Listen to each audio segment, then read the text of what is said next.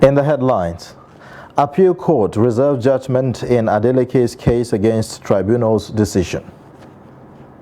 Labour Party legal team meets Independent National Electoral Commission chairman over inspection of presidential election materials. Over 100 shops razed as fire guts Singa commodities market in Kano. Away from Nigeria, 22 migrants die in boat sinking off Madagascar. Hello and welcome to the news update on Trust TV. I am Ayuba Ila. Thanks for joining.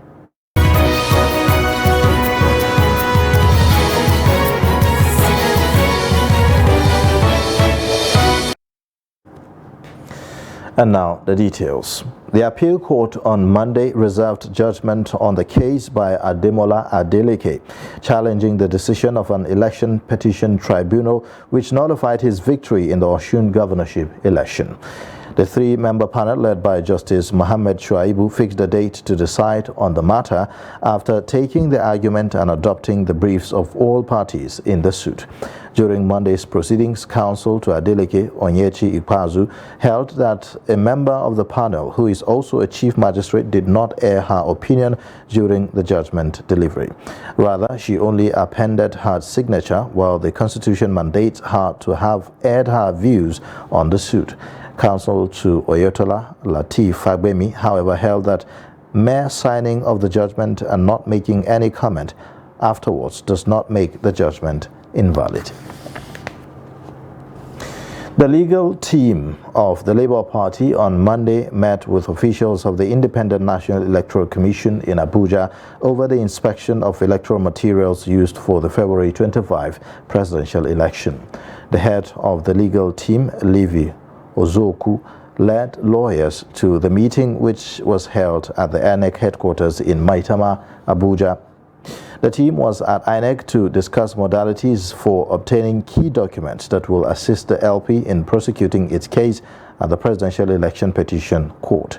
At the parley, INEC chairman Mahmoud Yakubu assured the Labour Party legal team that the commission will provide all the documents it requested to prosecute its case. Now, fire broke out at the popular commodities Singa market in Kano, which is located along Ibrahim Taiwo Road leading to Bello Road. The fire, according to eyewitnesses, started since midnight, but it couldn't be controlled until after 8 a.m. in the morning. Firefighters alongside marketers were working to bring the situation under control and quench the fire from spreading to other places. Singa is located along Ibrahim Taiwo Road in Kano and is the largest market where foodstuffs are sold in the state. Some of the victims whose shops were razed narrate their ordeal. I received a call around 1:30 a.m. that our stores are on fire. By the time we arrived here, everything is gone. And we learned that the fire started from one woman that has a cold room. She's selling pure water. But I must tell you that I lost almost 13,000 cartons of seasoning. I'm not even feeling fine, but I was on surgery. So we received a call that our stores are on fire, and we rush here. I must tell you that I lost everything here. We just pray to God that God should replace it for us, but we have lost everything.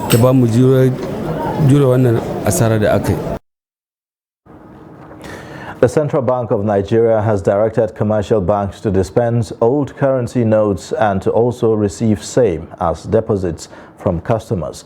This was disclosed by Governor of Anambra State, Chukwuma Charles Soludo, a former central bank governor, in a special announcement on his verified Facebook page this morning. The Anambra State governor said that tellers at the commercial banks are to generate the codes for deposits, and there is no limit to the number of times an individual or company can make deposits. Soludo said that the CBN governor gave the directive at a bankers committee meeting held on Sunday, 12th of March 2023. Soludo also said that the CBN governor, Godwin Emefiele, personally confirmed the directive to him during a phone conversation on Sunday night, advising residents of Anambra to freely accept and transact their businesses with the old currency notes of 200, 500 and 1,000 naira, as well as the new notes. The CBN has, at the time of this story, not debunked the claim of Governor Soludo. Now, President of the Nigerian Bar Association, Yakubu Maikyau, SAN, has called on President Muhammadu Buhari to immediately direct compliance with the terms of the orders made by the Supreme Court in its judgment delivered on 3rd of March 2023 in respect of the Naira redesign policy. In a statement on Monday, Maikyau said that whenever public confidence in other arms of government begins to wane, the judiciary must rise to the occasion by delivering justice with such courage and precision to provide succor to the people.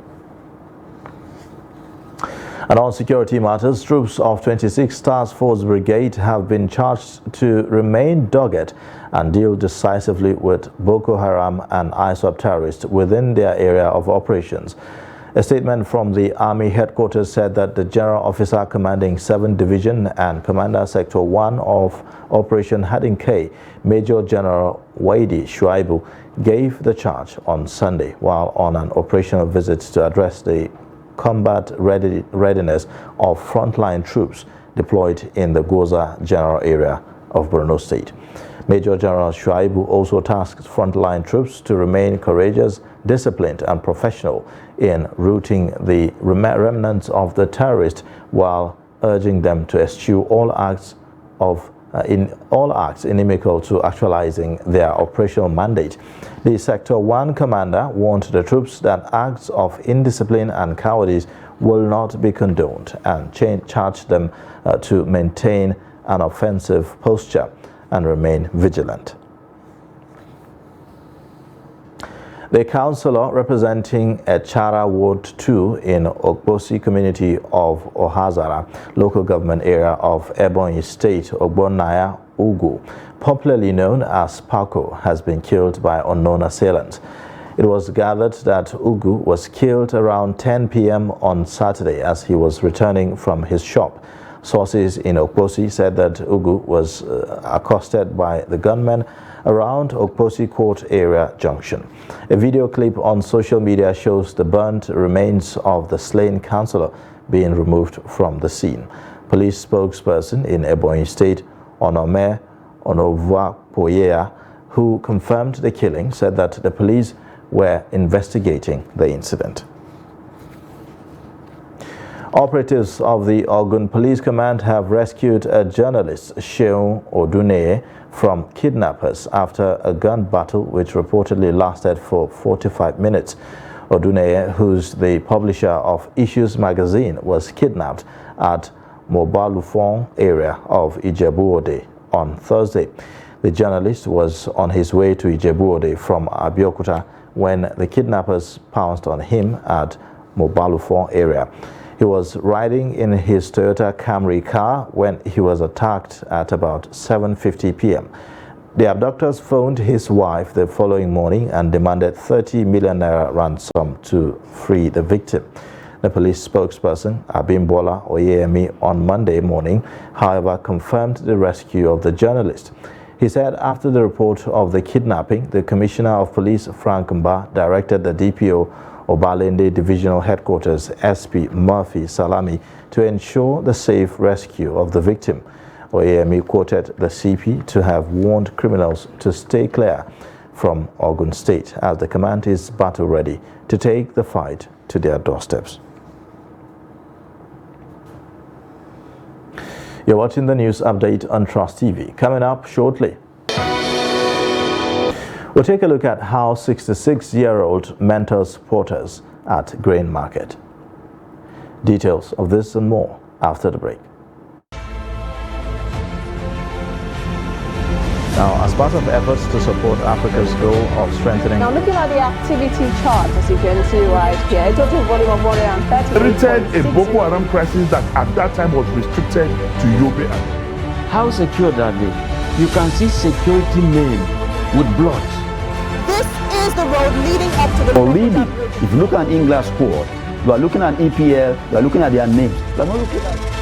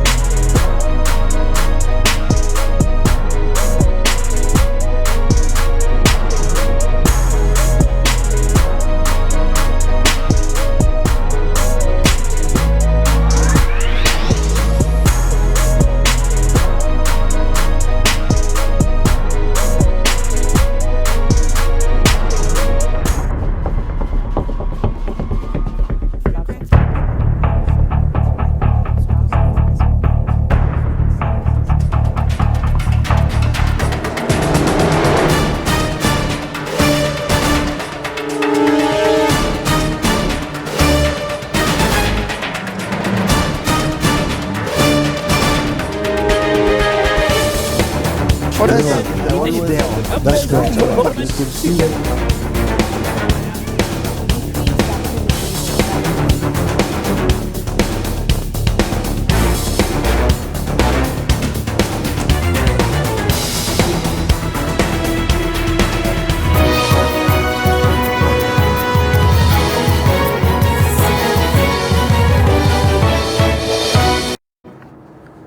Welcome back. You're watching the news update on Trust TV. Here's a look at the top stories.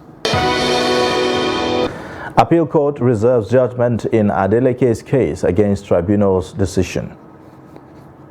Labour Party legal team meets Independent National Electoral Commission chairman over inspection of presidential election materials.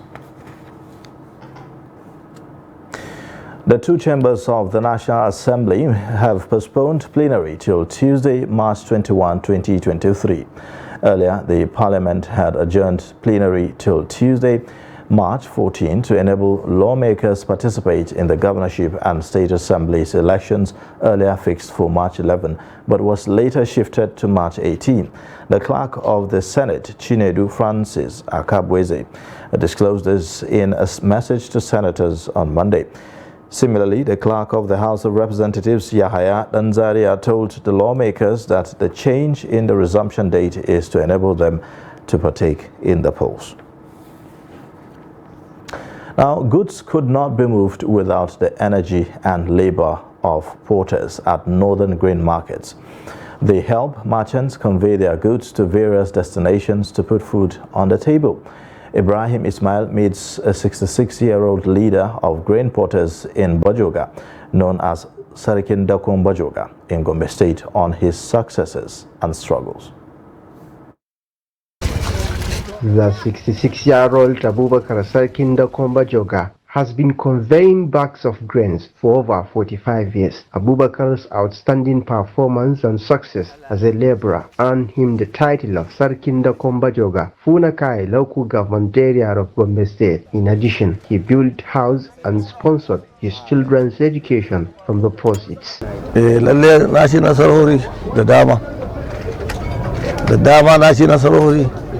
I achieved a lot. I have provided for my family and children from the proceeds as a laborer. I am successful.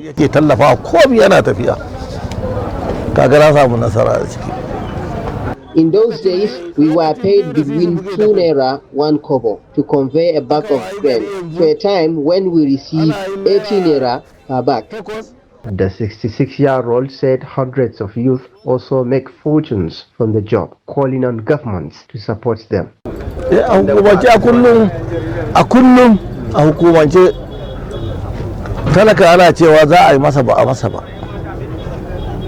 Empty promises are being made to the poor, but there is no light at the end of the tunnel. We never received any assistance as laborers. a ce hukuma ga wannan abu ta dauka ta taimakawa talaka ba a cikin leburori. We only support ourselves. At times, we contribute money to support a member who is in need, but we hope the support will come one day. Having worked for 45 years, the Sarkin Dako has retired from the job, but he still mentors young members of the Ndako group at the Bajoga Grain Market. From Gombe, Ibrahim Ismail reporting for Trust TV. Now, the need for teachers to inculcate the right academic and social morals in children to guarantee the effective development of the child has been advocated. This was brought to the fore at the Teachers Advocacy Research and Development Training in Abuja. Kabir Lawal reports. Experts in child care and development joined Ilmi Children's Fund to advocate for the girl-child education and the need for children to improve their lot with the development of technology. This gathering is termed, it's called Training, Advocacy, Research and Mentorship. And the aim of this program is seeing how we can break the barriers with regards to girl-child education to improve outcomes in terms of retention, completion and transition, which are some of the greatest barriers that we're having with the girl child in terms of girl education. So what we've done here today is to bring their teachers together to see how do we train these teachers to identify problem areas that these girls may be facing. They also added that the importance of mentorship cannot be overemphasized in the lives of children, especially the girl child, as it will enable them have basic knowledge of growing into responsible women and mothers. These teachers, I see them today and they are hungry for knowledge, they're hungry for improvement. So it's up to us to do our bit to improve their teaching ability. And well, it's a continuous practice. It's not something that is just a one-off thing. Teaching and putting what you've taught into practice is something that has to be done frequently. Mentorship is actually a process of having a mentee undergoing some kind of orientation by a mentor on a particular thing you really want to get the mentee oriented. Teachers on their part advised parents not to leave the job of mentorship and the child upbringing for them alone, but also play active roles in the overall development of children, especially the child. The first thing is that teachers are supposed to be role model. Whatever you don't want your child or your student to do, don't bother to do it. And the world becoming global village, teachers must be able to use the computer. Well, I'm here for the term program. So on a girl child advocacy training, mentoring of the girl child, the female children, how to help them, to be better for themselves, to be better for the society. Saying that the children should think like the old ones is just like, as in we are still moving back. Stakeholders believe that the importance of mentorship in the lives of children should be a priority not only to parents or teachers, but to all, as any negative vice that arises from an improperly trained child affects the entire society. Kabir Lawal, Trust TV News, Abuja. Now, the Minister of Education, Adamu, has called for the promotion of unity, love and peace and prosperity as the foundation of development for the country in particular and the body of Commonwealth nations in general. The Permanent Secretary, Minister of Education, who represented the minister, disclosed this at the Ministry's Commonwealth Day, a celebration themed Forging a Sustainable and Peaceful Common Future. Now, Noel Samson was there and now reports. The Commonwealth is an association of countries across the world. Although historically connected to the British Empire, any country can apply to be a member of the Commonwealth, regardless of its intersection with Britain's colonial past. It consists of 54 countries, including the United Kingdom, hence the importance of the celebration. We all know the existence of peace in any space of human aggregation or nation translates to progress, wealth, and tranquility. It enhances positive outcomes in trade, investments, human rights, democratic governance, quality education, digitized learning, and most importantly, entrenches equity and equality, which in Nigeria and most developed nations means empowerment of youth, women, and the girl child.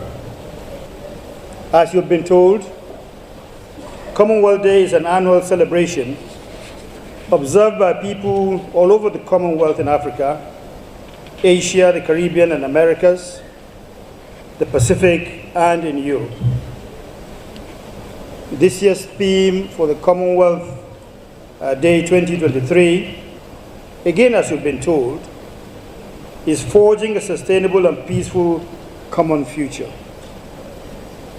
I believe that this theme is apt. The significance of the Commonwealth as an organization was re-echoed by some dignitaries as a reminder of the ideals that cement their relationship. The Commonwealth remains the largest gathering of nations and their colonial masters that has evolved into a partnership where all members from all the colonial masters themselves to the most advanced members and the least developing ones work together to ensure development within each member country. The theme today, forging a sustainable, peaceful and common future, is very apt and relevant. This is because we, the 56 countries, have to work together. We have to connect, innovate and transform together. Connect through values of democracy, respecting diversity, and above all working towards a sustainable future for all of us, for the common good. Highlights of the event was the conferment of the 2023 Commonwealth Award of Excellence on the Ministry of Education, as well as parade of Commonwealth Heads of Government and Cultural Dance. Wow, Samson, Trust TV News, Abuja. And in business news, the Federal Airports Authority of Nigeria has announced that international runways at the Murtala Mohammed Airport in Lagos will be shut for repairs. FAN disclosed this in a statement on Monday that the runway will be closed for 8 weeks for maintenance.